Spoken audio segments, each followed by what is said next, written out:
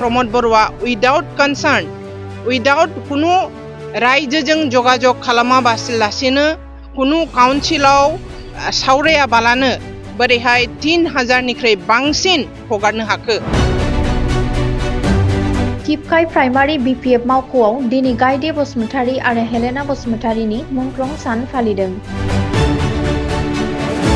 दिनै 12 मे थामहिनबा बर' बिमा सान एबा बर'नि गिबि आइजो मुंख्लं गायदे बसुमतारी आरो हेलेना बसुमतारीनि मुंख्लं सान। दाब दाब ओनसोलाव फालिनाय बायदि दिनै टिपकाय BPF प्राइमारियावबो MCLA मुनमुन ब्रह्मनि नुजाथि फैनायजों फालिदों। मख'बावनो गोनांदि MCLA मुनमुन ब्रह्मआ बासबारि ओनसोलाव आदानि कम्पानिया हा लानो नागिरनायनि सायाव खुगा बेखेवदों। सारा BTC एरियानि मोनफ्रोमबो BPF नि मावखुलियाव जोङो गायदे आरो हेलेनानि मुंख्लं दिन जोङो फालिदों। 1988 आव गायदे आरो हेलेना बिथाङा आइजोमामोनहा जोंनि बड'लेण्डनि थाखाय बड'लेण्ड मुभमेन्टनि थाखाय बिराद गिदिर जिबन बलिदान होदों। दा बेखौ जों बावनानै थांनो हाया। जोंनि BTC नि हिस्ट्रि जोंनि बड'लेण्डनि हिस्ट्रियाव बिथांमोनहा मुंख्लं आइजोमा प्रथम मुंख्लं आइजोमा हिसाबै बिथांमोननि नामा जेब्लायबो जोंनि हिस्ट्रियाव थागोन जोंनि बुरन्जियाव थागोन।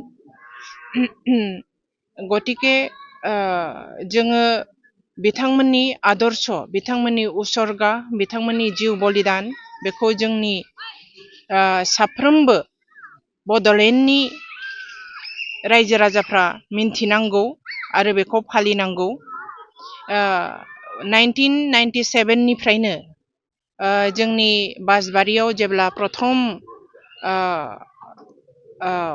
एबसुनि कनफारेन्स जादोंमोन बड'फा उपेन्द्रनाथ ब्रह्मनि नेतृत्वआव बे कनफारेन्सनि दिनावनो डिक्लेयार होनाय जाहैदों जे बिथां हेलेना आरो गायदे बसुमतारी आइजोमामोनहा प्रथम आइजोनि मुंख्लं आरो 12 मेखौ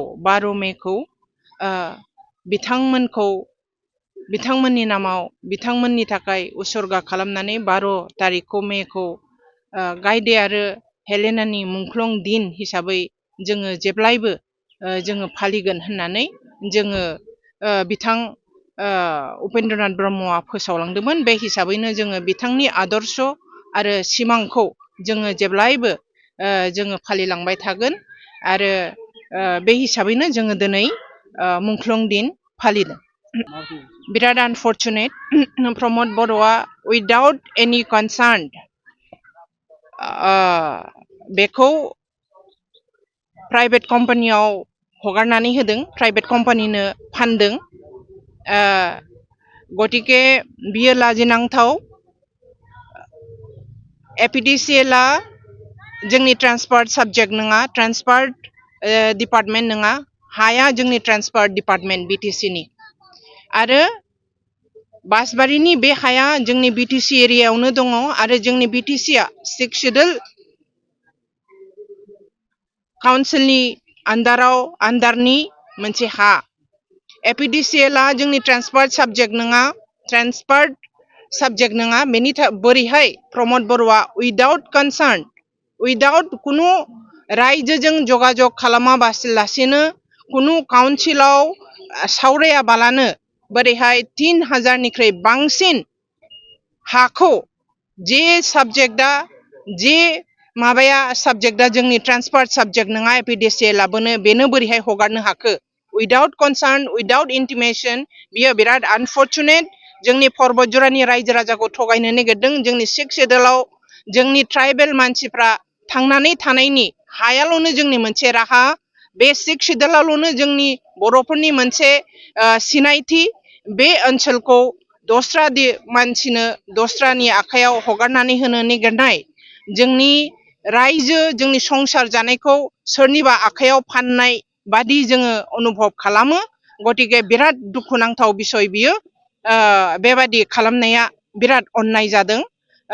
बेखौ जोङो आङो गरिहना होयो आरो रायजो राजाफ्रा जेरै लुगैदों हाखौ जोंनो नांफिनगौ, जोङो खेथि बाथि खालामनानै जानो मोननांगौ, जोंनि फिसा फिसौआ बे बिटिसिनि बे हाखौ भग खालामनो मोननांगौ, रायजो राजानि बे साननाय हनायाव आंबो हेफाजाब दंफायो।